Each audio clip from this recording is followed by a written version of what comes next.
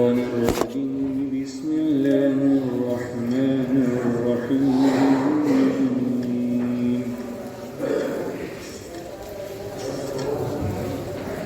إن في خلق السماوات والأرض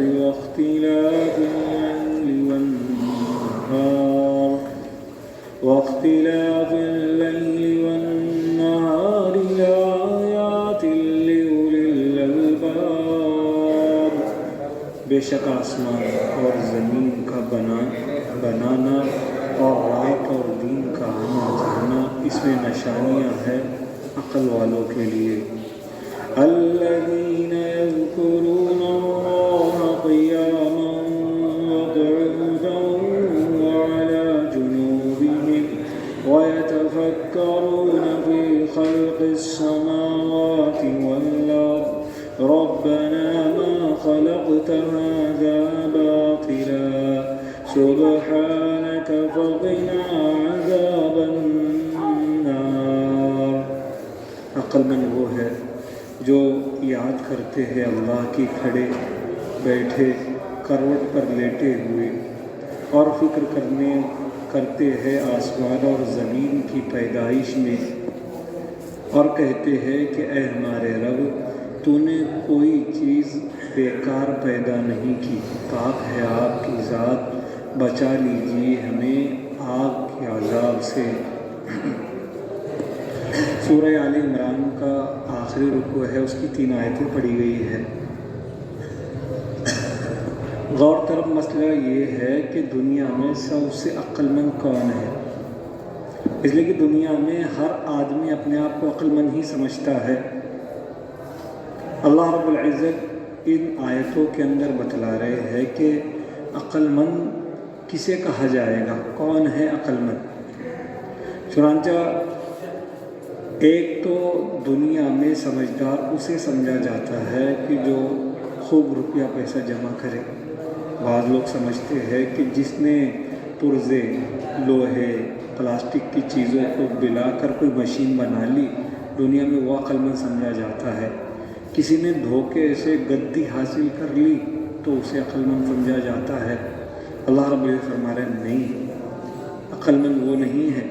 عقل مند وہ ہے جو زمین اور آسمان کے بنانے میں اور دن اور رات کے آنے جانے میں غور و فکر کرتا ہے، یعنی اللہ کی قدرت کی نشانیاں سمجھتا ہے.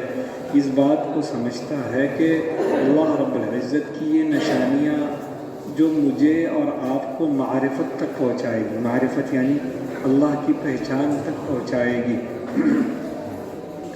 اس لیے جو دوسری آیت، پہلی آیت کی تفسیر تو گزشتہ کل ہو گئی، دوسری آیت میں اللہ رب العزت اور ایک صفت ذکر فرما رہے ہیں کہ عقل مند وہ ہے الذین یذکرون اللہ قیاما وقعودا، کہ وہ صبح شام بیٹھے اٹھے لیٹتے ہوئے ہر وقت ہر حال میں اللہ کو یاد کرتے.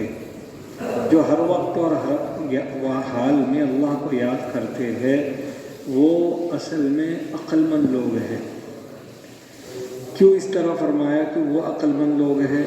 اس وجہ سے فرمایا کہ دیکھیے دنیا کے اندر میں اور آپ ہر بندہ اس چاہت میں ہے کہ اسے اصل چیز مل جائے تو اسبابوں کے پیچھے دوڑتا ہے.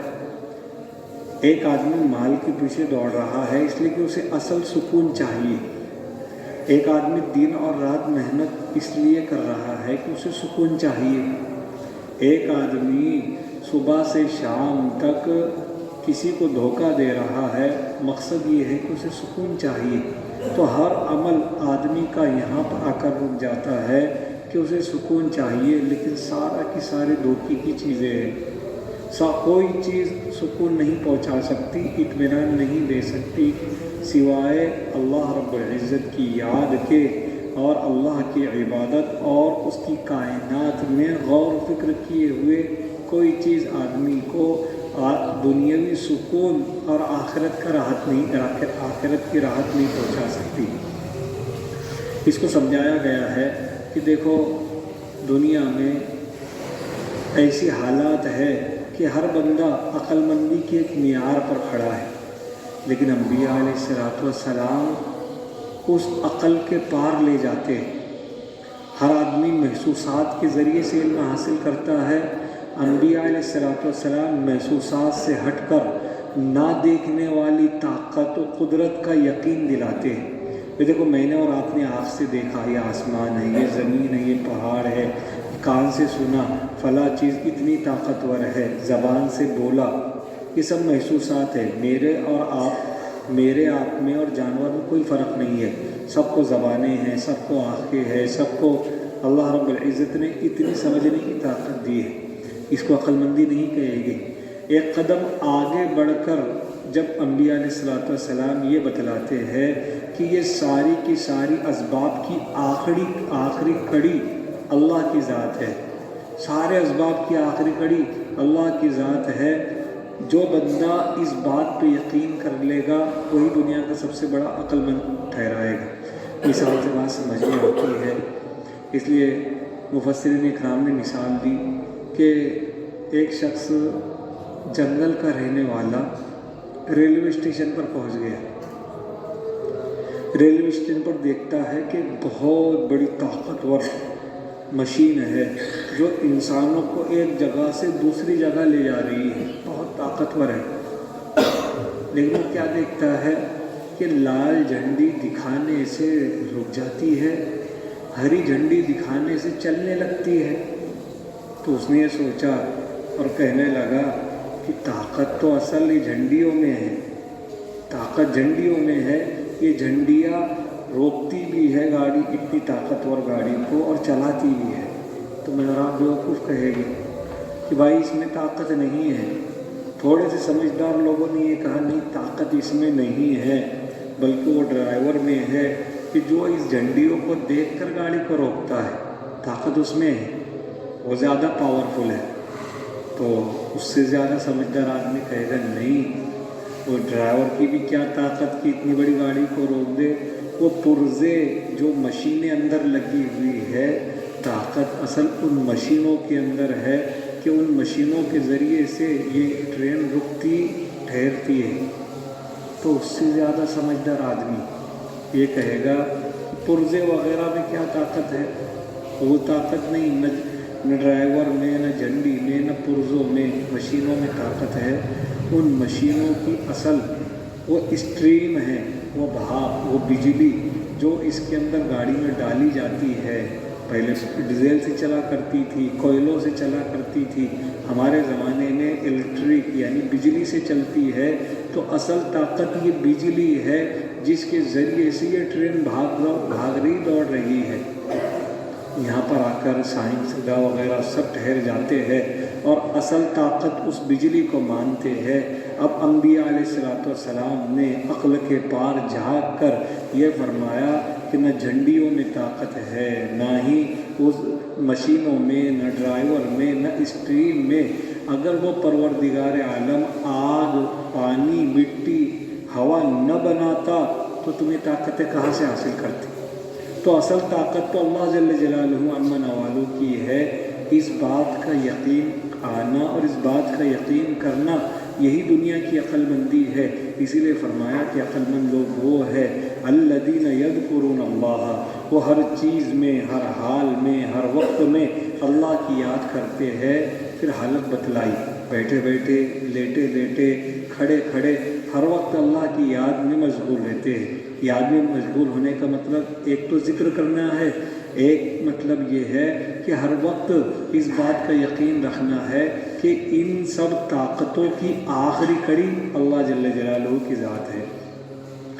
اسی لیے لکھا ہے، فتویٰ دیا گیا ہے کہ اگر کوئی بندہ یہ وصیت کر کر مر جائے، یہ لکھ کر مر جائے کہ میرے بعد میرا مال عقل مند لوگوں کو ملے، تو وہ مال ان علماء اور زاہدین کو دیا جائے گا کہ جو دنیا کی طلب سے دور ہو کر، دنیا طلبی سے نکل کر خالص اللہ کی یاد میں لگے ہوئے ہیں، وہی دنیا کے سب سے عقل مند لوگ ہیں، وہ مال ان کو دیا جائے گا۔